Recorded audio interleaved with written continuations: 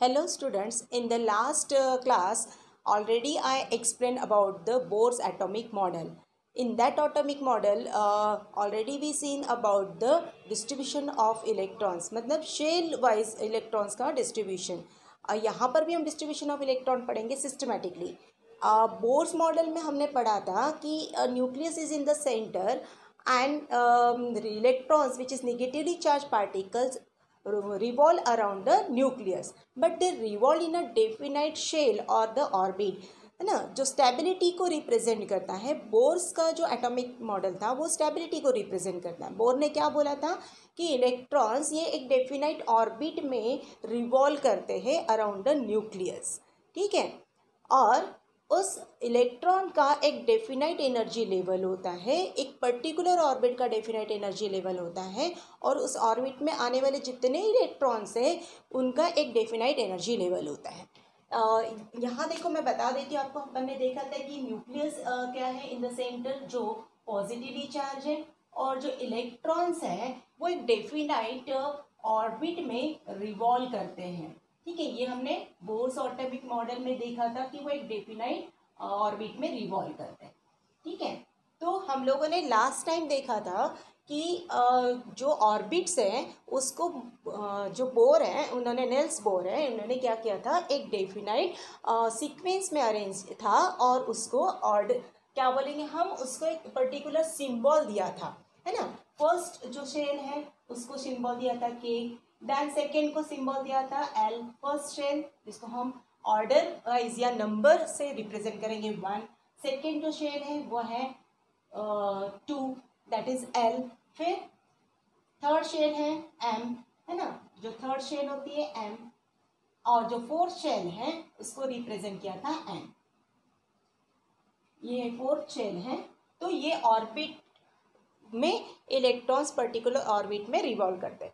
जो first shell होती है which is nearest, that is K shell which is nearest to the nucleus. ये क्या है, पॉजिटिव चार्ज क्या है, ये न्यूक्लियस है.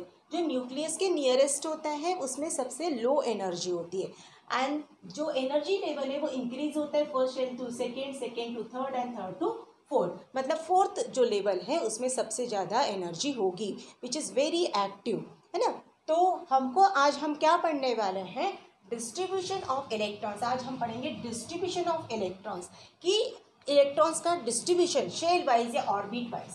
देखो ये हम आज पढ़ेंगे डिस्ट्रीब्यूशन ऑफ इलेक्ट्रॉन्स. आपको पता है कि हम इसको शेल या ऑर्बिट ऑर्बिट बोलते हैं. ठीक है, शेल और ऑर्बिट. किसको, ये जो आपको नजर आ रहे हैं सर्कुलर कॉन्सेंट्रिक रिंग्स, उसको.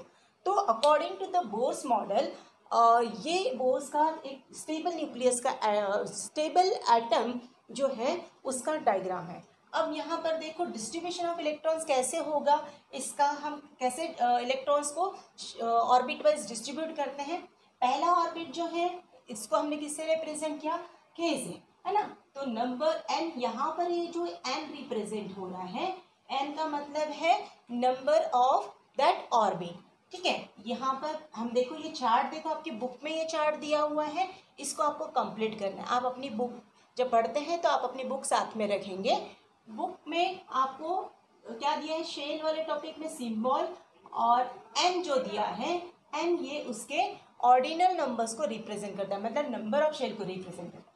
उसके बाद हम electronic capacity of the shell, उसमें अपन क्या करेंगे, उस शेल की मैक्सिमम इलेक्ट्रॉन होल्ड करने की जो कैपेसिटी है उसको यहाँ पर हम निकालेंगे, है ना. तो अभी हम क्या करने वाले हैं कि वन बाय वन उस पर्टिकुलर ऑर्बिट की जो इलेक्ट्रॉन होल्ड करने की कैपेसिटी है उसको फाइंड आउट करेंगे. पहला जो सिंबल है के किसको रिप्रेजेंट कर रहा है, फर्स्ट शेल को. तो यहाँ पर क्या आ जाएगा, फर्स्ट 1. अब इसका फॉर्मूला क्या है, 2 इंटू एन स्क्वायर. एन मतलब क्या, नंबर ऑफ दैट शेल, उस शेल के नंबर को रिप्रेजेंट कर रहा है एन मतलब. तो हम क्या करेंगे, यहाँ पर लिखेंगे, इस फॉर्मूला का यूज करेंगे. फॉर्मूला क्या है, 2n स्क्वायर. तो 2 इंटू एन मतलब कितना हुआ, 1 का स्क्वायर. अब इसको अगर हम सॉल्व करेंगे तो 2 इंटू 1 का स्क्वायर कितना हुआ, 1. तो ये हो जाएगा 2 इंटू 1 2.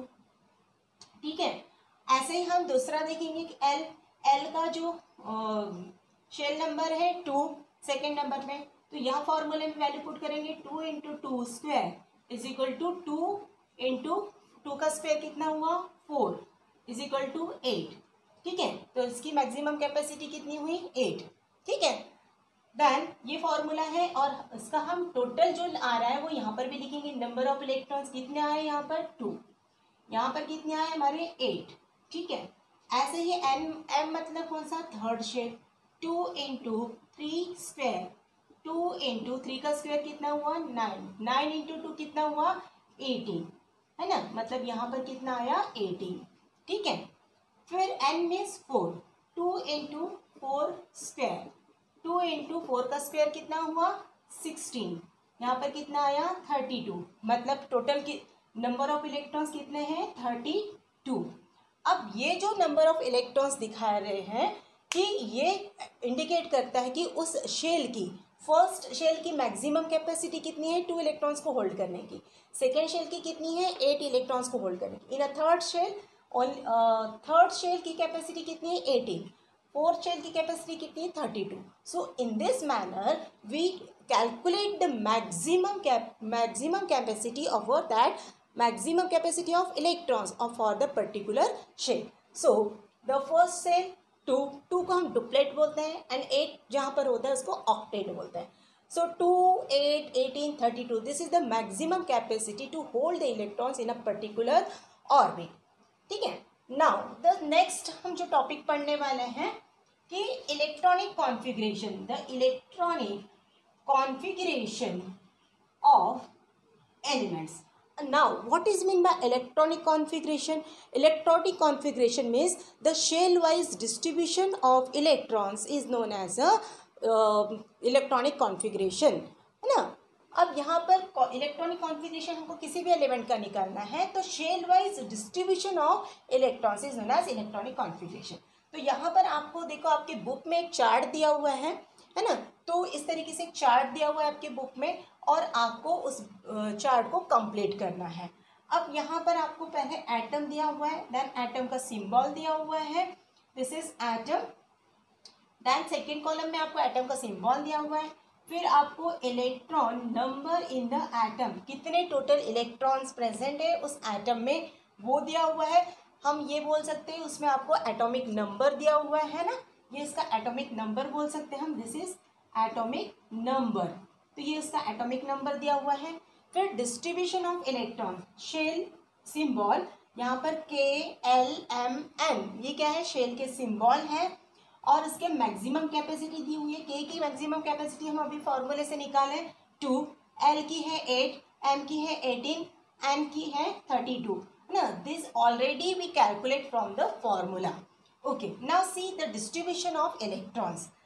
अब यहाँ पर देखो हाइड्रोजन का एटॉमिक नंबर कितना है, अगर हमको एटॉमिक नंबर पता है, देखो अगर हमको केमिस्ट्री पढ़ना है तो सबसे पहले इसके एलिमेंट्स के सिंबल लर्न करना ज़रूरी है, सिंबल लर्न है और एटॉमिक नंबर अगर हमको लर्न है तो हम इलेक्ट्रॉनिक कॉन्फ़िगरेशन इजीली निकाल सकते हैं। 9th में 10th में हायर क्लासेस में आपको इलेक्ट्रॉनिक कॉन्फ़िगरेशन निकालने आता है तो सबसे पहले तो आपको उसके सिंबल पता होने चाहिए एलिमेंट्स के, देन उसका एटॉमिक नंबर, अगर आपको एटॉमिक नंबर पता है तो हम इलेक्ट्रॉनिक कॉन्फ़िगरेशन निकाल सकते हैं और इलेक्ट्रॉनिक कॉन्फ़िगरेशन अगर हमको पता है तो हम उसकी वैलेंसी निकाल सकते हैं, वैलेंसी अगर हमको पता है तो हम उसका फॉर्मूला बना सकते हैं। So this is the basic knowledge, है ना, तो ये को होना चाहिए। तो आपको सबसे पहले क्या करना है, सारे एक कॉपी में सारे सिंबल्स लिख के लर्न करना है, साथ में उसके एटॉमिक नंबर्स भी। तो यहाँ पर electrons number in a atom, मतलब उसका हमको पता है atomic number means number of proton और number of electron is known as atomic number, तो ये एटॉमिक नंबर है। अब उससे हम कैसे इलेक्ट्रॉन्स का डिस्ट्रीब्यूशन करेंगे या कॉन्फ़िगरेशन निकालेंगे वो देखो। हाइड्रोजन है, हाइड्रोजन का जो सिंबल है H एंड इलेक्ट्रॉन कितने हैं हाइड्रोजन में 1, तो पहले शेल की कैपेसिटी कितनी है 2, तो पहले शेल में कितना आएगा 1।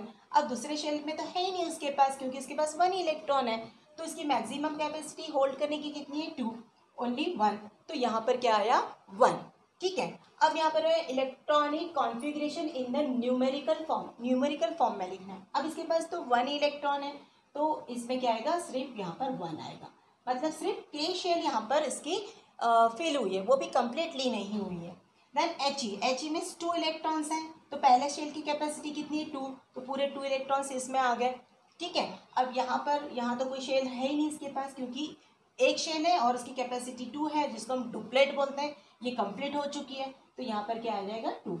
ना यहाँ पर लिथियम 3, अब पहले शेल की कैपेसिटी कितनी है 2, तो यहाँ आएंगे 2, फिर बचा कितना 1 कहाँ जाएगा सेकेंड शेल में, मतलब उसकी कैपेसिटी कितनी है 8, तो ये आएगा यहाँ पर। और इलेक्ट्रॉनिक कॉन्फ़िगरेशन कैसे लिखेंगे इसका, फर्स्ट KLMN इस तरीके से हम फिल करेंगे, और हर शेल जहाँ कंप्लीट होती है वहाँ हम कॉमा देंगे, है ना, 1, 2, 1, मतलब ये K शेल है, ये L शेल है, तो आपको कॉमा से सेपरेट करना है। इट इज़ वेरी इंपॉर्टेंट कि we have to separate the electrons in a particular orbit with the help of comma. Now see the carbon, next example is carbon, 6 electrons, first यहाँ पर कितना आएगा 2, बचे कितने 4 is under the L shell, तो 4 कहाँ जाएंगे L शेल में। Now electronic distribution 2, 4 like this. Now see the nitrogen, atomic number is 7, first shell 2, बचे कितने यहाँ पर 7 है, तो कितना आया 5। ठीक है, क्लियर होते जा रहा है आप लोगों को, है ना। तो यहाँ पर ये 2 शेल तो इनकम्प्लीट है, और electronic configuration 2, 5।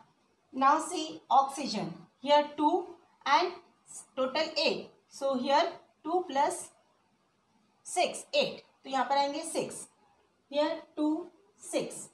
Now fluorine 9, 2 7, because इसकी मैक्सिमम कैपेसिटी कितनी है 8 की है, तो यहाँ पर 7 आएगा, फिर यहाँ पर लिखेंगे हम 2 7।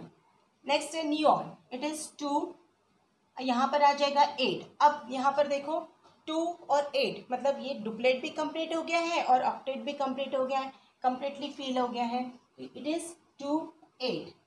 Now see the sodium, atomic number is 11, 2 8। अब क्या हुआ 2 + 8 कितना हुआ 10, 1 एक इलेक्ट्रॉन और अभी भी बाकी है, तो वो कहाँ जाएगा नेक्स्ट शेल में, दैट इज M शेल।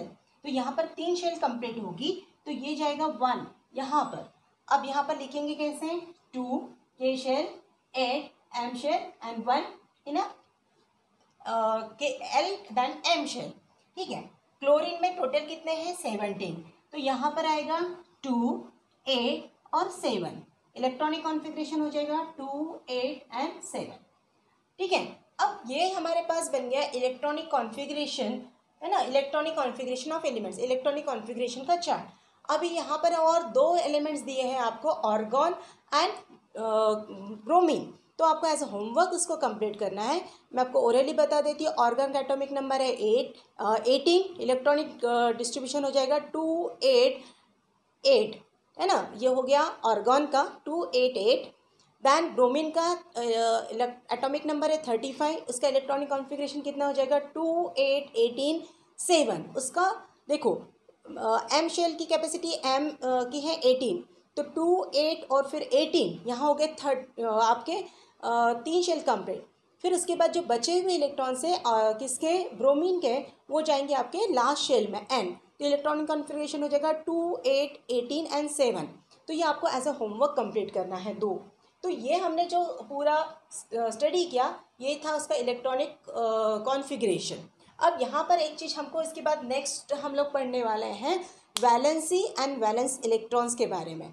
तो आपको यहाँ मैं ये चार्ट है, इसमें आपको एक चीज़ बता देती हूँ कि यहाँ पर जो हीलियम है, हीलियम में आपको दिख रहा है कि फर्स्ट जो शेल है इसकी कैपेसिटी कितनी है 2 इलेक्ट्रॉन्स की, और इसके पास 2 ही इलेक्ट्रॉन है, तो यहाँ पर इसके पास कोई भी एक एक्स्ट्रा इलेक्ट्रॉन नहीं है कि जो आगे वैकेंट आगे की शेल में जाए। तो यहाँ कंप्लीटली इसका जो डुप्लेट है वो फुलफिल है।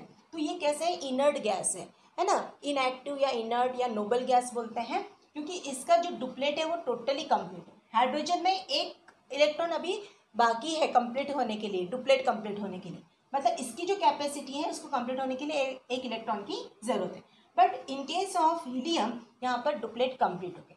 इन द सेम मैनर ये हीलियम का देखो, यहाँ डुप्लेट कंप्लीट है, तो ये इनर्ट गैस है, helium is a inert gas. Next आप देखेंगे कि ये वाला एग्जांपल देखो, नियॉन। नियॉन इसका जो डुप्लेट जो है वो कंप्लीट होने के बाद इसका ऑक्टेट भी कंप्लीट है, मतलब इसके पास क्या है, अब यहाँ पर देखेंगे 1 4 5 6 7, तो इसमें ऑक्टेट कंप्लीट नहीं है। फिर यहाँ देखेंगे आप, यहाँ ऑक्टेट जो शेल है वो ये कंप्लीट होने के बाद थर्ड में गए हैं, तो 1 and 7, बट यहाँ पर यहाँ जो ऑक्टेट है वो टोटली कंप्लीट हो चुका है, तो इसका मतलब ये भी इनर्ट, नोबल, या हम उसको इनएक्टिव गैस बोलते हैं। तो this is all about the electronic distribution, या जिसको हम बोलेंगे इलेक्ट्रॉनिक कॉन्फ़िगरेशन ऑफ एलिमेंट्स। ठीक है, नेक्स्ट टॉपिक हम पढ़ेंगे वैलेंसी एंड इलेक्ट्रॉनिक कॉन्फ़िगरेशन। ठीक है।